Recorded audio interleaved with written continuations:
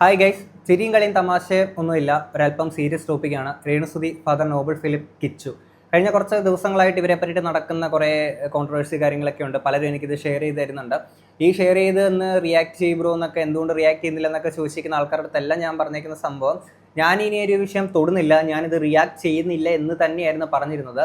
കാരണം അത്യാവശ്യം വ്യൂവർഷിപ്പ് ഉള്ളൊരു കോണ്ടന്റ് ആണ്. ഇതിനകത്തുനിന്ന് അത്യാവശ്യം നല്ല ഡോളേഴ്സും കാര്യങ്ങളൊക്കെ കിട്ടും. എത്രയൊക്കെയാന്ന് പറഞ്ഞാൽ നമ്മളൊരു വീഡിയോ ക്രിയേറ്റർ എന്നതിനപ്പുറത്തേക്ക് നമ്മളെല്ലാവരും മനുഷ്യന്മാരല്ലേ. ഒരു മനസാക്ഷി കുത്തെന്ന് പറയുന്നൊരു സംഭവം നമുക്കിങ്ങനെ ഫീൽ ചെയ്തു. അപ്പോൾ ആ സമയത്തേക്ക് എനിക്കിത് വേണ്ട, ചെയ്യേണ്ട എന്നുള്ളൊരു മൈൻഡ് സെറ്റ് തന്നെ നിൽക്കുക. എന്നിരുന്നിട്ട് ഇപ്പം അങ്ങനെയാണെന്നല്ല, ഇപ്പം ഞാൻ മോണിറ്റൈസേഷൻ ഓൺ ചെയ്ത് തന്നെ ചെയ്യുന്നൊരു വീഡിയോ ആണിത്. ആൻഡ് അതിനുപരി ഇത് കിച്ചു, ഫാദർ നോബൽ ഫിലിപ്പ്, പിന്നെ രേണുസുതി, ഈ ആൾക്കാരൊക്കെ ഇവർ മൂന്നുപേര് ഈ ഒരു വീഡിയോ കാണുന്നുണ്ടെങ്കിൽ വളരെ മാന്യമായിട്ട് ഞാൻ അവസാനമായിട്ട് ഈ ഒരു വിഷയത്തെ പറ്റിയിട്ട് സംസാരിക്കുന്ന ഒരു വീഡിയോ ആയിരിക്കും ഇത്. കാരണം വെച്ചാൽ ഇത് കഴിഞ്ഞിട്ട് ഇനി മറ്റൊരു വീഡിയോ ചെയ്യേണ്ടി വരികയാണെന്നുണ്ടെങ്കിൽ, ഇവരുടെ ഭാഗത്തു നിന്ന് കുറച്ച് സംഭവങ്ങളൊക്കെ ഉണ്ടാവുകയാണെന്നുണ്ടെങ്കിൽ, ഈ ഒരു വിഷയത്തെ ഞാൻ മറ്റൊരു രീതിയിലോട്ട് പ്രസൻറ്റ് ചെയ്ത് ആ ഒരു രീതിയിൽ പോകുന്നതായിരിക്കും. ആ സമയത്തേക്ക് ഞാൻ ഒരൽപ്പം സാഡിസ്റ്റ് ആയേക്കാം.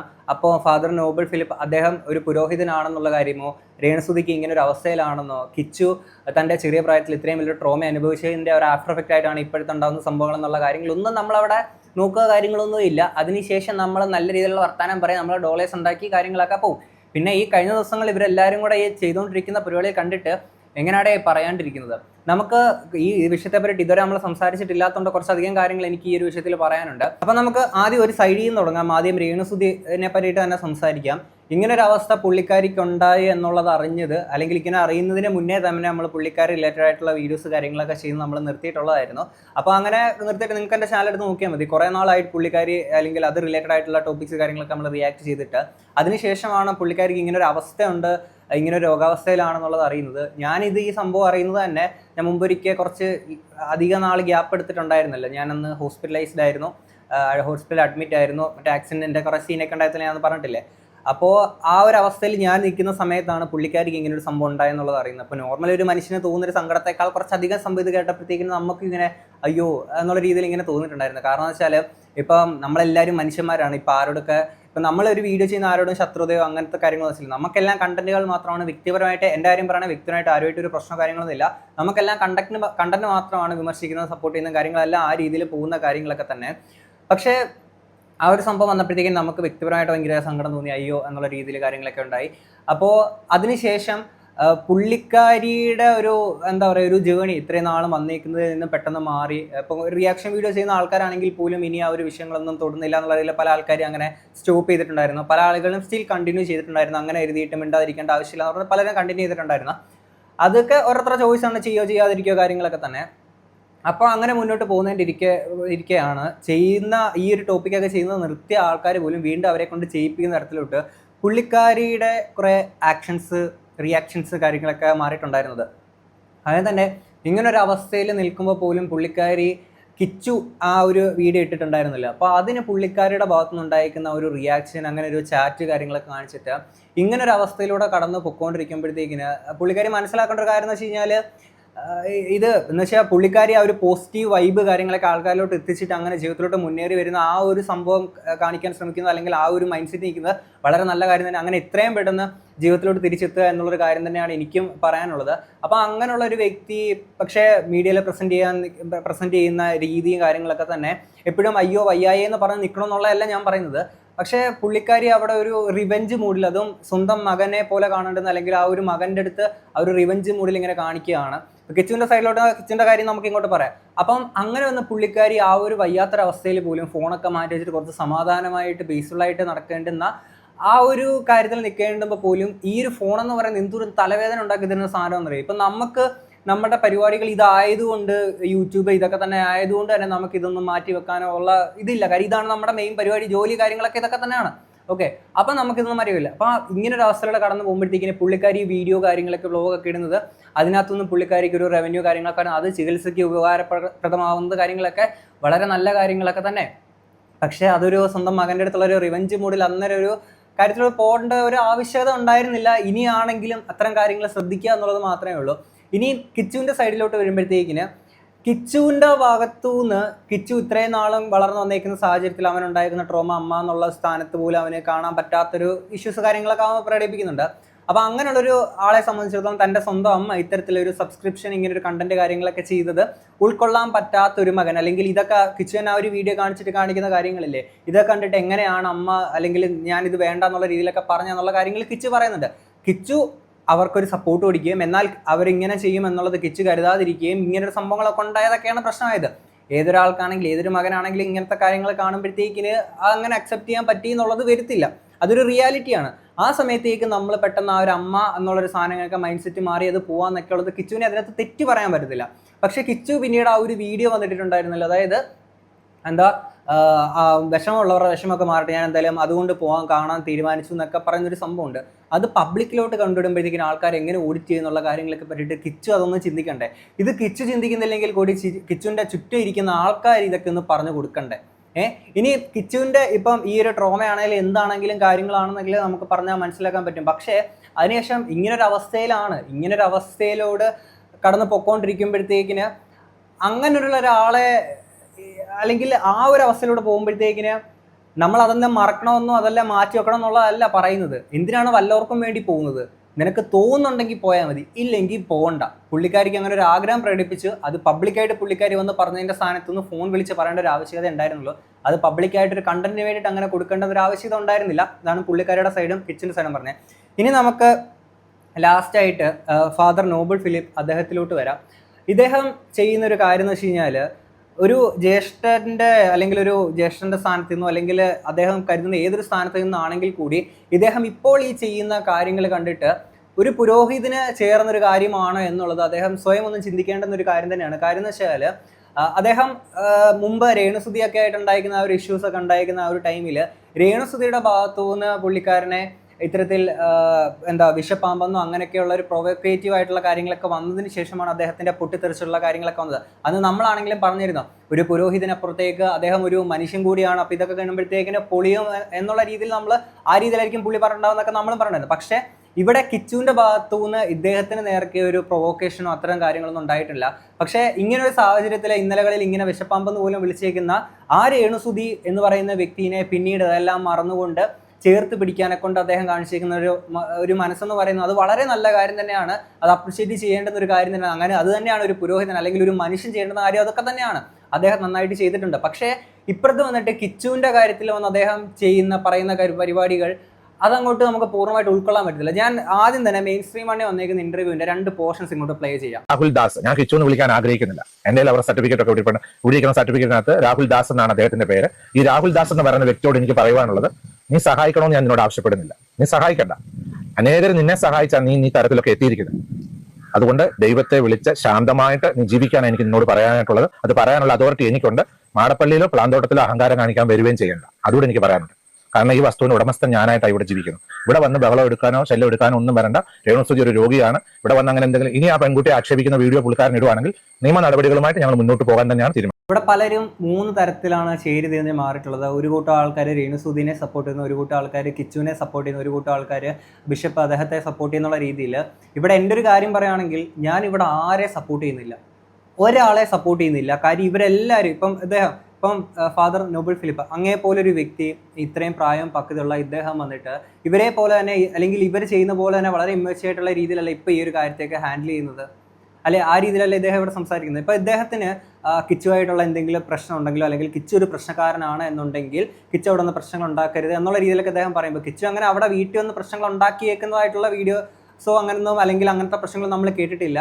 പിന്നെ ഈ ഒരു വീഡിയോ ഇട്ടതാണെന്നുണ്ടെങ്കിൽ അങ്ങത് മനസ്സിലാക്കണ്ടേ, രേണുസുതിയുടെ ഭാഗത്ത് വന്നേക്കുന്ന വീഡിയോ, കിച്ചുവിൻ്റെ ഭാഗത്ത് വന്നേക്കുന്ന വീഡിയോ, ഇതിൻ്റെ എന്തുകൊണ്ട് കാരണങ്ങൾ, അവരെ എങ്ങനെയാണ് ഇതിനെ ഹാൻഡിൽ ചെയ്തതൊക്കെ അങ്ങേ പോലൊരു വ്യക്തി ചിന്തിച്ച് അതിനനുസരിച്ച് അതിനെ ഹാൻഡിൽ ചെയ്യേണ്ടുന്ന ഒരു വ്യക്തിയാണങ്ങ്, അല്ലേ? ഇപ്പോൾ കിച്ചുവിനെ നേരിട്ട് വിളിച്ച് സംസാരിക്കാൻ അദ്ദേഹത്തിൻ്റെ കയ്യിൽ ഫോൺ നമ്പർ ഇല്ല എന്ന് പറയുന്നുണ്ട്. പക്ഷേ അങ്ങ് വിചാരിച്ച് കഴിഞ്ഞാൽ നേരിട്ട് ആ ഒരു ഫോൺ നമ്പർ കളക്ട് ചെയ്യാനൊന്നും പാടോ കാര്യങ്ങളില്ല. പക്ഷേ അങ്ങ് ചെയ്തേക്കുന്നൊരു കാര്യം മെയിൻ സ്ട്രീം എന്ന് പറയുന്ന ചാനലിൽ ഒരു ഇൻ്റർവ്യൂ കൊടുത്ത് അതിനകത്തൂടെ എല്ലാവരും കേൾക്കുന്ന തരത്തിലാണ് അങ്ങ് പറഞ്ഞേക്കുന്നത്.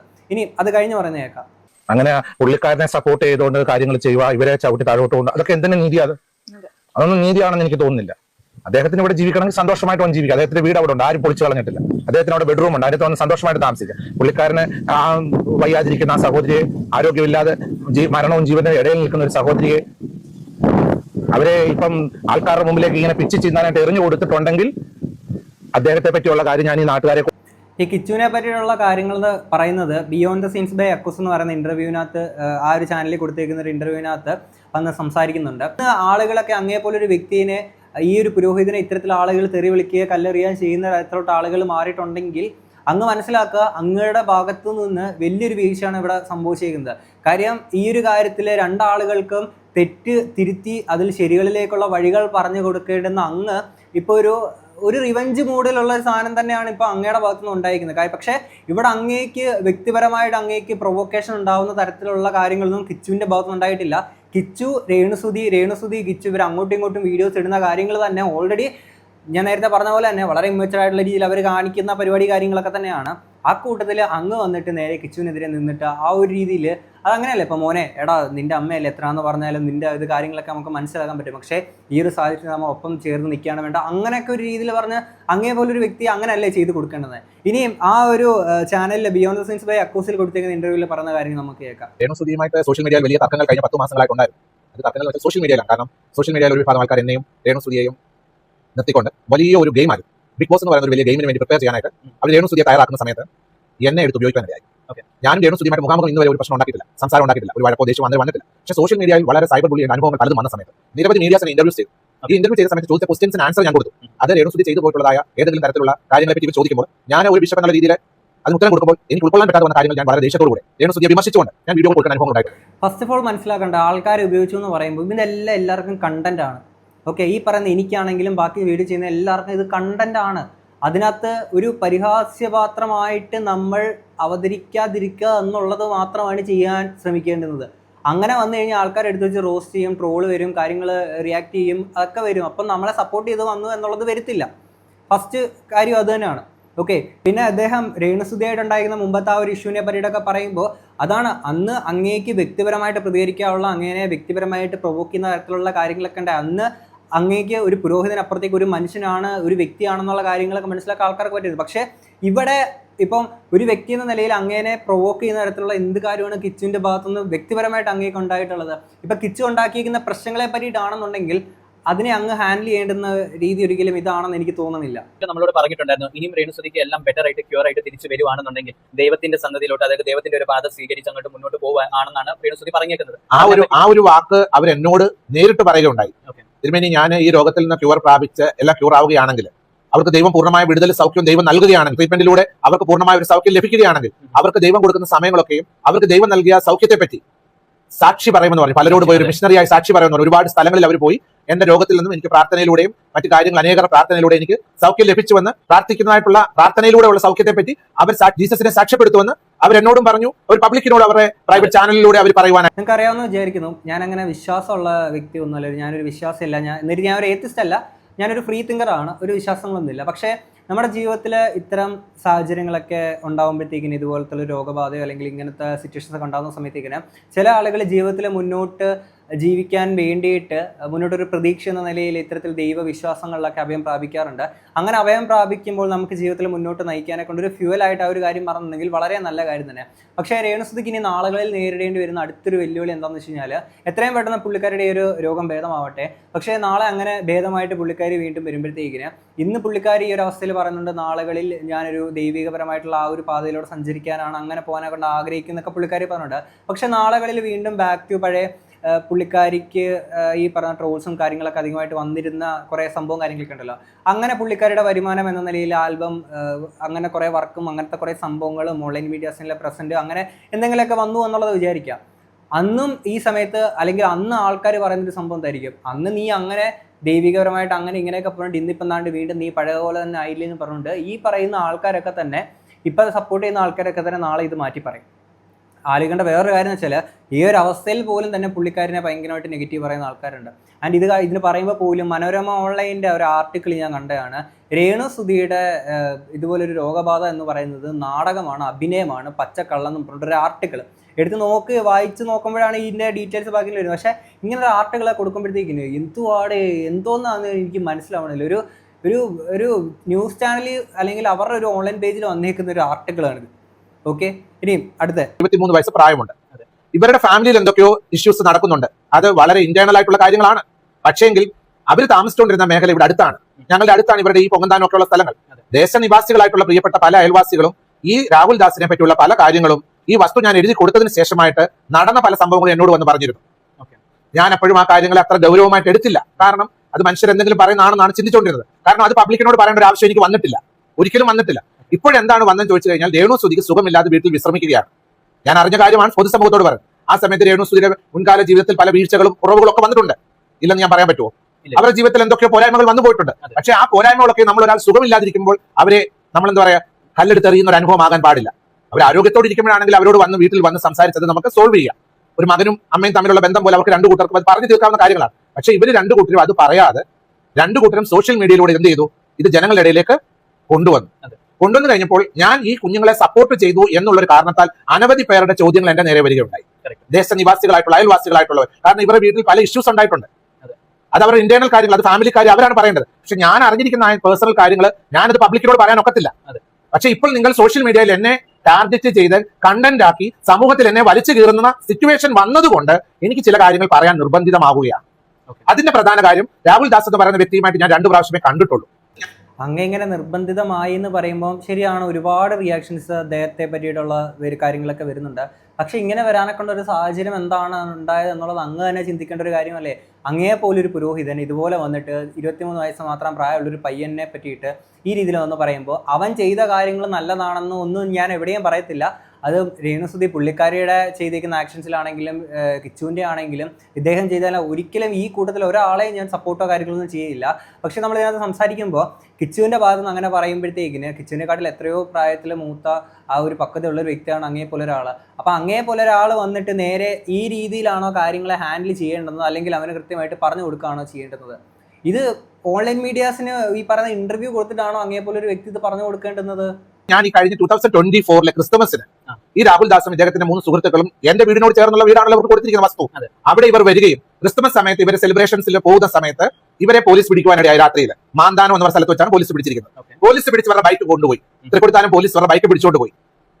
കൊണ്ടുപോയ ശേഷം രാത്രിയിൽ ഈ പയ്യൻ അവിടെ നിന്ന് നടന്ന് ഇവരുടെ വീട്ടിലേക്ക് വരികയുണ്ടായി. വന്നു കഴിഞ്ഞപ്പോൾ പോലീസ് ഇവരുടെ വീട്ടിൽ ബന്ധപ്പെട്ടതിന്റെ കൂടെ എന്നെ പോലീസ് ബന്ധപ്പെടുവാനിടയായിട്ടുണ്ട്. പല കാര്യങ്ങൾ ഈ പയ്യനെ പറ്റി എന്നോട് ചോദിച്ചു. ഞാൻ പറഞ്ഞു എനിക്ക് ഇതിനെ പറ്റി ഒന്നും അറിയത്തില്ല. അപ്പോഴ് ഈ ബൈക്ക് പിടിച്ചുകൊണ്ട് വന്ന് പോലീസ് സ്റ്റേഷനിൽ വെച്ചു. ഈ പയ്യനെ കൊണ്ടെല്ലാം എഴുതി വെപ്പിച്ചു കാര്യങ്ങൾ, ഇനി ഇങ്ങനെ കാര്യങ്ങൾ ഉണ്ടാകത്തില്ല.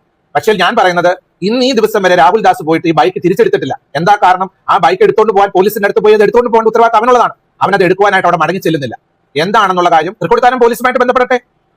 എന്തായാലും കോണ്ടന്റ് ക്രിയേറ്റേഴ്സ് ആണല്ലോ എനിക്ക് എഗനസ്റ്റ് ആയിട്ട് പറയുന്നത്. തൃക്കൊടുത്താനം പോലീസ് സ്റ്റേഷനുമായിട്ട് രാഹുൽ ദാസ് ഓടിച്ച വാഹനം എന്തുകൊണ്ട് പോലീസ് വിട്ടുകൊടുക്കുന്നില്ല എന്നുള്ള കാര്യം ഈ കോണ്ടന്റ് ക്രിയേറ്റേഴ്സ് ആയിട്ടുള്ള എന്നെ എതിരായിട്ട് റിയാക്ട് ചെയ്തുകൊണ്ടിരിക്കുന്നവരെ ഞാൻ പറഞ്ഞു പല കാര്യങ്ങൾ എനിക്ക് അറിയാമെന്ന് പറഞ്ഞു. ഞാൻ ഒരെണ്ണമേ ഇപ്പൊ പറയുന്നുള്ളൂ, ഒറ്റ കാര്യമേ ഇപ്പൊ പറഞ്ഞുള്ളൂ. ഈ 3 സുഹൃത്തുക്കളെ പോലീസ് പിടിച്ചു നിർത്തുന്നു. ഇവരവിടെ ചെല്ലുന്നു. ഇവർ പോലീസിന്റെ മുമ്പിൽ എഴുതി വെക്കുന്നു. കോടതികളിൽ അവർക്ക് വേണ്ട പേയ്മെന്റുകളൊക്കെ കോടതിയിൽ ഫൈൻ കെട്ടി വെക്കുന്നു. ഈ വാഹനം അവിടെ ഇരിക്കുന്നു. ഇതുവരെ ഈ ബൈക്ക് അവർ എടുത്തുകൊണ്ട് പോകാൻ ഇപ്പോൾ 2 വർഷമായി. ഇന്ന് വരെ ആ ബൈക്ക് എടുത്തുകൊണ്ട് പോകാൻ രാഹുൽ ദാസ് അതിനുവേണ്ടി മുൻകൈ എടുക്കുന്നില്ല. എന്തുകൊണ്ട്? അതൊരു ചോദ്യമാണല്ലോ. ഞാൻ അവന് പ്രോപ്പർട്ടി എഴുതി കൊടുത്ത കാരണത്താൽ തൊട്ടടുത്ത വീടാണ് പോലീസ് എന്നെ മേൽ അന്വേഷണം വെച്ചു. എന്നോട് കാര്യങ്ങൾ ചോദിച്ചു. ഞാൻ എന്താ ആൻസർ കൊടുക്കണം? എനിക്ക് എന്തറിയാൻ പറ്റുമോ അതിനെപ്പറ്റി?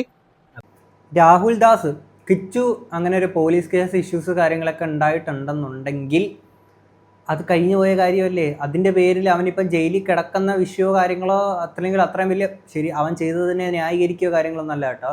അങ്ങനത്തെ പ്രശ്നങ്ങളോ കാര്യങ്ങളൊക്കെ എന്തും ഉണ്ടായേക്കാം.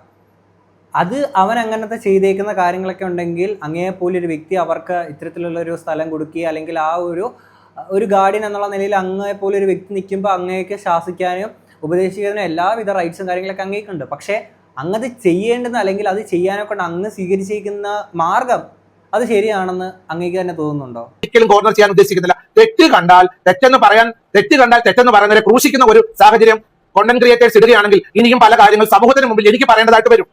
നിങ്ങൾ എന്നോട് ചോദിച്ചു, ഞാൻ പറയേണ്ടതായിട്ട് വരും. എന്നെ കൊണ്ട് പറയിപ്പിക്കുകയാണ്. ഇപ്പോൾ ബിഗ് ബോസിൽ ഈ തെറ്റ് ചെയ്തത് ചൂണ്ടിക്കാണിക്കുന്നവരെ ക്രൂശിലേറ്റിക്കുന്ന ആൾക്കാർ എന്നുള്ള അല്ലെങ്കിൽ ആ രീതിയിൽ പറയുമ്പോൾ അങ്ങ് തെറ്റിനെ ചൂണ്ടിക്കാണിച്ചെന്ന് പറയുമ്പോഴത്തേക്കിന് അങ്ങേക്ക് ഇവിടെ കിച്ചുവിൻ്റെ ചെയ്തേക്കുന്ന ഒരു തെറ്റ് ചൂണ്ടിക്കാണിച്ചു എന്ന് പറയാനൊക്കെ ഉണ്ട്. ശരിയാണ്, കിച്ചു അങ്ങനെ ഒരു വീഡിയോ ഇട്ട കാര്യങ്ങളൊക്കെ ശരിയാണ്. അവൻ ഈ ഒരു സാഹചര്യത്തിലും അങ്ങനെ ചെയ്യണോ വേണ്ടോ എന്നുള്ള 2 രീതിയിൽ ചിന്തിക്കുന്ന ആൾക്കാരുണ്ടായിരിക്കും. തൊട്ടപ്പുറത്ത് ഇവിടെ രേണുസുതി പുള്ളിക്കാരി തന്നെ ചെയ്യേണ്ടുന്ന ആവശ്യമുണ്ട്. ഇപ്പം എന്താ പല കാര്യങ്ങളും കിച്ചുവിനെ പറ്റിയിട്ട് പുറത്ത് പറയുക എന്നൊക്കെ പറഞ്ഞുകൊണ്ട് ഈ ഒരു അവസ്ഥയിൽ അങ്ങനൊരു വ്യക്തി എങ്ങനെയാണ് ആ ഒരു റിവഞ്ച് മൂഡിൽ അങ്ങനെയൊക്കെ സംസാരിക്കാൻ പറ്റുന്നത്? അത് ആ സമയത്ത് ഇപ്പം എന്താണ് പറഞ്ഞു കൊടുക്കണം? അങ്ങ് അവരുടെ അടുത്തും പറഞ്ഞു കൊടുക്കണം, മോളെ നിങ്ങൾക്ക് ഈ ഒരു അവസ്ഥയിൽ നിൽക്കുന്ന സമയത്തേക്ക് നിനക്ക് ഇപ്പോൾ വേണ്ടുന്നത് റെസ്റ്റാണ്, ഈ ഫോണൊക്കെ കുറച്ച് സമയം ഒന്ന് മാറ്റി വെക്കുക, ബാക്കിയുള്ള നെഗറ്റീവ് ഒന്നും വേണ്ട, ഫുള്ള് പോസിറ്റീവായിട്ട് ചിന്തിക്കുക, ജീവിതത്തിൽ അങ്ങനെ മുന്നോട്ട് വരാൻ പറ്റുക, അങ്ങനെ ചെയ്യേണ്ടുന്നൊരു കാര്യമല്ലേ? പിന്നെ ആൾക്കാർ ഇത് പറഞ്ഞു എന്ന് പറയുമ്പോഴത്തേക്കിന് ആൾക്കാർ ഇനി ഇപ്പം ഞാൻ പറഞ്ഞല്ലോ, ഞാൻ വളരെ മാന്യമായിട്ട് ചെയ്യുന്ന അവസാനത്തെ ഒരു വീഡിയോ ആയിരിക്കും. ഇത് കഴിഞ്ഞിട്ട് അങ്ങയെ പറ്റിയിട്ടും ഈ പറയുന്ന ആൾക്കാരെ പറ്റിയിട്ടൊക്കെ വീഡിയോസ് ചെയ്യേണ്ടി വരുമ്പോഴത്തേക്കിന് ഈ പറഞ്ഞ മാന്യതൊന്നുമില്ല. നമുക്ക് പറയാനുള്ളത്, ഞാൻ ഇപ്പോഴും പല കാര്യങ്ങൾ എനിക്ക് തോന്നിയിട്ട് പലതും കണ്ടിട്ടാണെങ്കിൽ നല്ല പറയണമെന്നുണ്ട്, പക്ഷെ ഞാൻ ഒന്നും മിണ്ടാത്തതാണ്. ബാക്കി കേൾക്കാം. ഞാൻ എന്ത് ചെയ്യണം? ഞാൻ തെറ്റിനെ സപ്പോർട്ട് ചെയ്യണോ? ഞാൻ അതുകൊണ്ട് ഒരു വാണിംഗ് പോലെ പറഞ്ഞു, ഇനിയും ഇവിടെ വന്ന് പ്രശ്നം ഉണ്ടാക്കരുത്. തൃക്കൊടിത്താനം സ്റ്റേഷനിൽ എഴുതി വെച്ചിരിക്കുന്നത് എന്താണ്? ഇങ്ങനെയുള്ള യാതൊരു കാര്യങ്ങളും ഇനിയും ഉണ്ടാവുകയില്ല എന്ന് എഴുതി കൊടുത്തിട്ട് അവിടെ നിന്ന് പോയി വണ്ടി എടുക്കാൻ ചെല്ലുന്നില്ല. അത് മിക്കവാറുമുള്ള പല കേസുകളിലും ഇതുപോലെ ചില പെറ്റി കേസുകൾക്ക് പോലും ഇതുപോലെ ഇനിയിങ്ങനൊന്നും ഉണ്ടാവില്ല എന്നൊക്കെ പറഞ്ഞിട്ട് എഴുതി ഒപ്പിട്ടൊക്കെ കൊടുത്ത് വരുന്ന സീന് കാര്യങ്ങൾ അതൊക്കെ സാധാരണയാണ്. അങ്ങനെ ഒരാൾക്ക് ദാനം കൊടുത്ത സാധനം തിരിച്ചു വാങ്ങുന്ന ഒരു ഫാമിലിയിൽപ്പെട്ട ഒരു വ്യക്തിയല്ല ഞാൻ. രാഹുൽ ദാസിനും റിതുൽ ദാസിനും സന്തോഷത്തോടു കൂടി ഞാൻ കൊടുത്തതായിട്ടുള്ള ഗിഫ്റ്റ് അത് എന്നേക്കുമായിട്ടാണ്. അത് ലോകമുള്ള കാലത്തോളമാണ്. അത് ഞാൻ തിരിച്ചു വാങ്ങാനോ അത് അതായത് ഇരട്ടത്താപ്പ് കാണിക്കാനോ അല്ല. തെറ്റ് കണ്ടാൽ തെറ്റെന്ന സമയം പറയാതിരുന്നു കഴിഞ്ഞാൽ നാളെ ഒരു സമയത്ത് എന്നോട് ചോദിക്കും, ബിഷപ്പ് എന്തുകൊണ്ട് ഇത് അറിഞ്ഞിട്ടും ഇതിനകത്ത് പ്രതികരിച്ചില്ല? അതുകൊണ്ട് ഞാനൊരു പിതാവ് മരിച്ചുപോയി, ഒരു ജ്യേഷ്ഠ സഹോദരന്റെ സ്ഥാനത്ത് ഞാൻ വഴക്ക് പറഞ്ഞായിട്ട് കരുതിയാൽ മതിയായിരുന്നു. പക്ഷേ സോഷ്യൽ മീഡിയയിൽ അദ്ദേഹത്തെ കണ്ടന്റ് ആക്കി എടുക്കുന്ന ഒരു വിഭാഗം കണ്ടന്റ് ക്രിയേറ്റേഴ്സ് ആയിട്ടുള്ള റിയാക്ഷൻ വീഡിയോക്കാർ എന്നെ കുരിശിൽ കയറ്റി നിർത്തിയിട്ട് രേണു സുധിയുടെ മകനായ രാഹുൽ ദാസിനെ പുണ്യാത്മാവാക്കാൻ ശ്രമിക്കുന്നുണ്ടെങ്കിൽ ഇനിയും നിരവധി കാര്യങ്ങൾ സമൂഹത്തിൽ വന്ന് അന്വേഷിക്കുമ്പോൾ തെളിവ് സഹിതം അവിടുത്തെ അയൽവാസികൾ പറഞ്ഞു തരേണ്ടതായിട്ട് വരും. ഇത് ഞാൻ നേരത്തെ പറഞ്ഞല്ലോ, അങ്ങ് മനസ്സിലാക്കേണ്ട കാര്യം ഇത് എല്ലാവർക്കും കണ്ടന്റ് ആണ്. എല്ലാവർക്കും കണ്ടന്റ് ആണ്. അങ്ങ് ഇപ്പം ഈ പറഞ്ഞിരിക്കുന്ന ഈ ഒരു ഇന്റർവ്യൂ പോലും ആൾക്കാർക്കെല്ലാം കണ്ടന്റ് ആണ്. എനിക്കും കണ്ടന്റ് ആണ്. ഓക്കെ, ഞാനിപ്പം ഇതിപ്പം ഇങ്ങനെ സംസാരിക്കേണ്ടി വന്നിരിക്കുന്ന അങ്ങ് ഇപ്പം വളരെ ആളുകൾക്കിടയിൽ ഒരു റെസ്പെക്ട്ഫുൾ ആയിട്ടുള്ള അങ്ങേ പോലെ ഒരു വ്യക്തി വന്നിട്ട് ഇവർ ചെയ്യുന്ന പോലെ വളരെ ഇമ്മച്ചുവേർഡായിട്ട് അങ്ങ് ഇത്തരം വിഷയങ്ങളെ ഹാൻഡിൽ ചെയ്തിട്ട് ഇത് ഒരു തവണയല്ല 2 തവണയല്ല കണ്ടിന്യൂസ്ലി ഇത് തന്നെ റിപ്പീറ്റഡ്ലി അങ്ങ് ചെയ്തുകൊണ്ടിരിക്കുമ്പോഴത്തേക്കിന് ഇത് കണ്ടിട്ട് നമ്മൾ എങ്ങനെയാണ് പറയാണ്ടിരിക്കുന്നത്? മകൻ രാഹുൽ ദാസിന്റെ നമ്പർ എന്റെ കയ്യിലില്ല. എനിക്ക് വിളിക്കാനായിട്ടുള്ള സന്ദർഭങ്ങളില്ല. മാത്രമല്ല ഞാൻ വിളിക്കുന്നതിനേക്കാളും കൂടുതൽ അദ്ദേഹത്തെ കൊണ്ട് നടക്കുന്നത് ഒരു വിഭാഗം യൂട്യൂബേഴ്സ് ആയിട്ടുള്ള ബ്ലോഗേഴ്സ് ആണ് അദ്ദേഹത്തെ കൊണ്ട് നടക്കുന്നത്. അവരോടാണ് അദ്ദേഹം ആശയവിനിമയങ്ങളെല്ലാം നടത്തിക്കൊണ്ടിരിക്കുന്നത്. അവർ പറഞ്ഞതനുസരിച്ചാണല്ലോ ഇപ്പോൾ കാര്യങ്ങളെല്ലാം ചെയ്തുകൊണ്ടിരിക്കുന്നത് എനിക്ക് മനസ്സിലാകുന്നു. അല്ലാതെ അദ്ദേഹം ആരുടെ ഉപദേശപ്രകാരമാണ് മുന്നോട്ട് പോകുന്നത് എനിക്കറിയില്ല. കാരണം ചിലർ ഇങ്ങനൊരു കമന്റ്സ് ഇട്ടു, ആ കുട്ടി ഒരു ഹിന്ദു കുടുംബത്തിൽ ജനിച്ചതുകൊണ്ടാണ് ബിഷപ്പ് കോർണർ ചെയ്യുന്നത്. എന്തിന്? രാഹുൽ ദാസിന്റെ പേര് തന്നെ ഞാൻ എടുത്തു പറയാൻ കാര്യം അദ്ദേഹം ഒരു ഹിന്ദു കുടുംബത്തിൽ ജനിച്ചതിൽ എനിക്ക് എന്നാ പ്രോബ്ലം? അദ്ദേഹത്തിന്റെ പിതാവിന്റെ മതത്തിലെ ആചാരങ്ങൾ അനുഷ്ഠാനങ്ങൾ പ്രകാരം പോകുന്നതിൽ എനിക്ക് സന്തോഷമേ ഉള്ളൂ. അതെന്നെ ബാധിക്കുന്ന വിഷയമല്ല. ഞാൻ ഒരിക്കലും അദ്ദേഹത്തെ വിളിച്ചൊരു ഉപദേശം കൊടുക്കേണ്ട ആവശ്യമില്ല, അദ്ദേഹത്തെ കുറ്റപ്പെടുത്തേണ്ട ആവശ്യമില്ല. പക്ഷെ ഇതിന്റെ ഇടയ്ക്ക് മതം കുത്തിക്കയറ്റിയേക്കുന്ന ആൾക്കാര് ഏതൊക്കെയാന്നുള്ളത് എനിക്ക് അറിയത്തില്ല. പക്ഷെ അങ്ങനെ കുത്തിയേക്കുന്ന ആൾക്കാരുടെ അടുത്ത് എനിക്ക് പറയാനുള്ളത്, മതം എന്ന് പറഞ്ഞ് അടിയുണ്ടാക്കുന്നതിലും ഭേദം അല്ലെ വേണ്ട ആ വാക്ക് ഞാൻ പറഞ്ഞില്ല, ഞാൻ ഈ വാഗ കൊണ്ട് ചോറുണ്ടെന്ന്, അതുകൊണ്ട് ഞാനൊന്നും മിണ്ടുന്നില്ല. രേണു സുധി ബിഗ് ബോസിൽ പോയി, അവർ തിരിച്ചു വന്നു. ഇദ്ദേഹം ബിഗ് ബോസിൽ പോയി, ഇനി അടുത്ത വർഷം വേറൊരാളായിരിക്കും. അന്നേരം ഇവർ ആരെ എങ്ങനെ എന്റെ പേര് എടുത്തു വെക്കും? ഇപ്പൊ ഒരു ഒരാഴ്ച കൊണ്ട് എന്നെ വെച്ച് ഇവര് നല്ലപോലെ വീഡിയോ ചെയ്തു. അരമണിക്കൂർ ഇടവിട്ട് വീഡിയോ എടുത്തുണ്ട്. എന്താണെന്നറിയോ? ഡോളറായിട്ടാണ് വരുന്നത്, രൂപയായിട്ടല്ല വരുന്നത്. കാരണം ഇത്ര വ്യൂവേഴ്സിന് ഇത്ര ഡോളർ വെച്ചാ. നിങ്ങളോട് എനിക്ക് പറയാനുള്ള എന്റെ ഫോട്ടോസ് സോഷ്യൽ മീഡിയയിൽ ഇഷ്ടം പോലെ ഉണ്ട്. ഞാൻ കൈപൊക്കുന്നുണ്ട്, ചരിഞ്ഞിരിക്കുന്നുണ്ട്, നേരെ ഇരിക്കുന്നുണ്ട്, എല്ലാം എടുത്തു. എനിക്കൊന്നും സംഭവിക്കാൻ പോകുന്നില്ല. നിങ്ങൾ എന്നെ നെഗറ്റീവ് ആക്കും തോറും ഞാൻ ധൈര്യപ്പെട്ട് പോസിറ്റീവായിട്ട് നല്ല കാര്യങ്ങൾ ചെയ്ത് മുൻപോട്ട് പോവുകയാണ്. ഞാൻ രാഹുൽ ദാസിനെയോ രേണു സുധിയോ ഇകഴ്ത്താനോ ഇനി എന്നെ ഇകഴ്ത്തിക്കൊണ്ട് രാഹുൽ ദാസിനെ പുകഴ്ത്തുകയാണ് നിങ്ങൾ ചെയ്യുന്നത്. എനിക്ക് വിരോധമില്ല. ഇവിടെ ഞാൻ പറഞ്ഞല്ലോ, കണ്ടന്റ് ആകുമ്പോഴത്തേക്കിന് ഇവിടെ തമ്മിൽ ഫോട്ടോ ആയിട്ട് അങ്ങ് ഇങ്ങനെ ഇരിക്കുന്ന ഇങ്ങനെയൊക്കെ പല വീഡിയോസും പല ഫോട്ടോസും കാര്യങ്ങളൊക്കെ ആൾക്കാർ കാര്യം നമുക്കിപ്പോൾ ഒന്നും ചെയ്യാൻ പറ്റൂല. പറഞ്ഞ മനസ്സിലായില്ലേ? അങ്ങ് ഇപ്പോഴും ചെയ്യുന്നത് എന്താണ്? ഇപ്പം റിയാക്ഷൻ വീഡിയോ ആൾക്കാരുടെ കാര്യങ്ങൾ അങ്ങ് ഇപ്പം പറയുന്നുണ്ട്, അവർ അങ്ങനെ ചെയ്യുന്ന ഇങ്ങനെ ചെയ്യുന്നതെന്നൊക്കെ പറയുമ്പോഴത്തേക്കിന് അങ്ങ് ഒരു സമയത്ത് അങ്ങക്ക് വ്യക്തിപരമായിട്ട് അങ്ങ് പ്രൊവോക്ഡ് ആയേക്കുന്ന ഒരു സിറ്റുവേഷനിൽ അങ്ങ് പ്രതികരിച്ചേക്കുന്ന ആ ഒരു സമയത്ത്, രേണു സുധീനെ വിമർശിച്ചേക്കുന്ന ആ ഒരു സമയത്ത് ഈ പറയുന്ന അങ്ങേനെ, ഈ പറയുന്ന റിയാക്ഷൻ വീഡിയോ ചെയ്യുന്ന നമ്മളെ ഉൾപ്പെടുന്ന എല്ലാ ആൾക്കാരും അങ്ങേനെ സപ്പോർട്ട് ചെയ്തൊക്കെ സംസാരിച്ച സമയത്തേക്ക് അങ്ങ് പോലും അതിനെ എന്താ പറയുക, അതിനൊരു അക്സെപ്റ്റൻസ് തന്നുകൊണ്ട് കമൻറ്റ് ബോക്സിലൂടെ ആണെങ്കിൽ അല്ലെങ്കിൽ മെസ്സേജ് അയച്ചും ഒക്കെ തന്നെ വിളിച്ചും ഒക്കെ ആ ഒരു രീതിയിൽ പല ആളുകളുടെ അടുത്ത് അങ്ങ് സംസാരിച്ചിരിക്കുന്ന ഒരു വ്യക്തിയാണ്. ഇന്ന് അങ്ങ് ഇതിൻ്റെ ഓപ്പോസിറ്റ് സൈഡിൽ നിൽക്കുന്ന ഒരു സമയത്തേക്ക്, അങ്ങയ്ക്ക് സപ്പോർട്ടല്ല എന്നുള്ളൊരു വശത്തിലോട്ട് നിന്ന സമയത്തേക്ക് ആൾക്കാർ അതിനനുസരിച്ചുള്ള കാര്യങ്ങൾ ചെയ്യും. അന്നും ഇതുപോലെ അങ്ങ് ഇങ്ങനെയൊക്കെ നിൽക്കുന്ന ഫോട്ടോസ് കാര്യങ്ങളൊക്കെ വെച്ചിരുന്നു. അന്ന് എന്നാൽ അങ്ങയ്ക്ക് അതൊരു പ്രശ്നമായിരുന്നില്ല. കാരണം അന്ന് അങ്ങനെ സപ്പോർട്ട് ചെയ്തുകൊണ്ടായിരുന്നു ആളുകൾ സംസാരിച്ചിരിക്കുന്നത്. പക്ഷേ ഒരു പുരോഹിതൻ്റെ കാര്യങ്ങൾക്കപ്പുറത്തേക്ക് അങ്ങ് ഒരു പക്വതയില്ലാത്ത, ഒരു 23-കാരന്റെ പോലും പക്വത ഇല്ലാത്ത തരത്തിൽ അങ്ങ് ചെയ്യുന്നൊരു കാര്യമായിട്ട് മാത്രമേ എനിക്ക് ഇതിനെ കാണാൻ പറ്റുന്നുള്ളൂ. ഒരു വീട് സ്ഥലം കൊടുക്കാൻ പറ്റുമോ? നിങ്ങൾ കൊടുക്കുമോ? ഈ രാഹുൽ ദാസിന് നിങ്ങൾ ഇപ്പോൾ പറയുന്നത് മോനെ വേറെ വീട് വെക്കും മോനെ എന്ന് പറയുന്നത് എന്തിന്? വീഡിയോ ചെയ്യുന്ന നിങ്ങൾ എല്ലാവരും ഇല്ലേ, ഒരു 10-20 ബ്ലോഗേഴ്സ് ഇല്ലേ, നിങ്ങൾ ചേർന്ന് ഒരു വീട് വെച്ച് കൊടുക്കുമോ? നിങ്ങൾ കൊടുത്തിട്ട് എന്നെ ചീത്ത വിളിക്കൂ. അങ്ങ് അവർക്ക് വീട് കൊടുത്തത് വളരെ മഹത്തരമായിട്ടുള്ളൊരു കാര്യം തന്നെയാണ്. ബാക്കിയുള്ള റിയാക്ഷൻ വീഡിയോ ചെയ്യുന്നവർക്ക് അങ്ങനെ പോയിട്ട് അവിടെ വീട് വെച്ച് കൊടുക്കേണ്ട ഒരു ആവശ്യകതയില്ല. അങ്ങ് ഇവിടെ പറഞ്ഞ പോലെ തന്നെ തെറ്റ് ചെയ്യുന്നതിന് അല്ലെ തെറ്റ് കണ്ടാൽ അങ്ങ് ചൂണ്ടിക്കാണിക്കുക എന്ന് അങ്ങ് പറഞ്ഞു. അതുപോലെ തന്നെ ആളുകൾക്ക് അവർക്ക് തോന്നിയിരിക്കുന്ന അഭിപ്രായങ്ങൾ വീഡിയോയിലൂടെ പറയുന്നു. ഇന്ന് അങ്ങ് ചെയ്യുന്ന കാര്യങ്ങളിൽ ആളുകൾക്ക് തെറ്റി തോന്നി അത് ചൂണ്ടിക്കാണിക്കുമ്പോൾ അങ്ങയുടെ ശരികളും ഈ പറയുന്ന ആളുകൾ, ഈ റിയാക്ട് ചെയ്യുന്നു പറയുന്ന ആളുകളുടെ ശരികളും തമ്മിൽ ഒരുമിച്ച് വന്നു എന്നുള്ള വരത്തില്ല. അപ്പോൾ അവിടെ അഭിപ്രായ വ്യത്യാസങ്ങൾ ഉണ്ടാകും. ആ അഭിപ്രായ വ്യത്യാസങ്ങൾ അങ്ങനെ സപ്പോർട്ട് ചെയ്തുകൊണ്ടായിരിക്കില്ല വരുന്നത്. സമൂഹത്തിലുണ്ടായ വലിയൊരു മുറിവ്, ഇപ്പോൾ ക്യാൻസറായി ട്രീറ്റ്മെന്റ് ഇരിക്കുന്ന അദ്ദേഹത്തിന്റെ അമ്മയെ സമൂഹത്തിലേക്ക് വലിച്ചെറിയുവാൻ കല്ലുകൾ പോലെ പെറുക്കി കൊടുത്തു. എറിയുക എന്നുള്ള രീതിയിൽ ഒരു വീഡിയോ ഇട്ട് കാണിച്ചെന്നാ പറഞ്ഞു. ആ വീഡിയോ ഇട്ട് കാണിച്ചപ്പോഴത്തേക്കും എല്ലാവരും ചേർന്ന് രേണുവിനെ കല്ലെറിയാൻ ശ്രമിച്ച ശേഷം ഗുഡ് പേരന്റിംഗ് കിട്ടാത്തതുകൊണ്ടാണ് ആ കുഞ്ഞ് അങ്ങനെ ആയെന്ന് പറഞ്ഞ് അവനെ ഗ്ലോറിഫൈ ചെയ്യുകയും മറ്റുള്ള എന്നെ അടക്കം നെഗറ്റീവ് പറയുകയും ചെയ്യുമ്പോൾ നിങ്ങളൊന്ന് ഓർക്കുക, 23 വയസ്സുള്ള ഒരു പയ്യനാണ്. അവനാണ് പറയേണ്ടത്. ബിഷപ്പ് എനിക്ക് ദോഷമായിട്ടൊന്നും പറഞ്ഞിട്ടില്ല. അദ്ദേഹം പറഞ്ഞ സംഭവിച്ചു പോയ കാര്യങ്ങളെ കുറിച്ചാണ് അദ്ദേഹം പറഞ്ഞത്. ആ സംഭവിച്ചു പോയ കാര്യങ്ങൾ ഇനി ആവർത്തിക്കരുത്, ഇനി ഇവിടെ വന്ന് അങ്ങനെ ചെയ്യരുത് എന്നൊരു ശാസനം മാത്രമേ ഞാൻ ചെയ്തിട്ടുള്ളൂ. അത് പറയാനുള്ള വിവരവും പക്വതയും അവൻ ഉണ്ടായിരുന്നെങ്കിൽ അവൻ വന്ന് അങ്ങനെ ഒരു വീഡിയോ ഇടുവോ?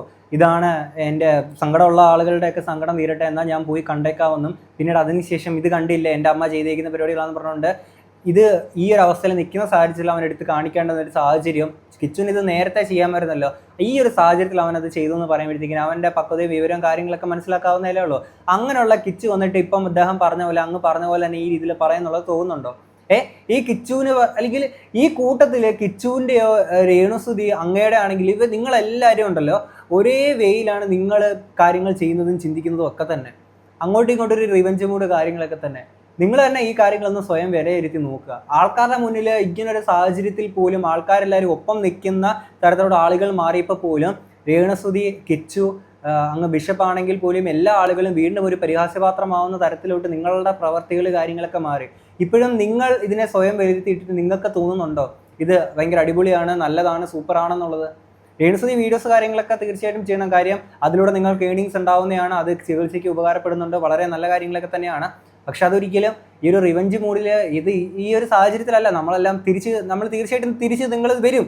ആ തിരിച്ച് വന്നിട്ട് നിങ്ങൾക്ക് എന്തൊക്കെയുണ്ടോ അതെല്ലാം നിങ്ങൾ ചെയ്യുക, അത്രേ ഉള്ളൂ. ഇപ്പം കിച്ചു ആണെങ്കിലും ഒന്ന് മനസ്സിലാക്കടേ, കിച്ചുവിൻ്റെ കൂട്ടുകാരൊക്കെ ഇല്ലോടെ അടുത്തൊക്കെ നമുക്ക് ഒന്ന് ഒരുത്തനും ബോധം വിവരം ഇല്ലോടെ. പിന്നെ അങ്ങേരുടെ അടുത്ത് ഇനി എന്താണ് പറയേണ്ടുന്നത്?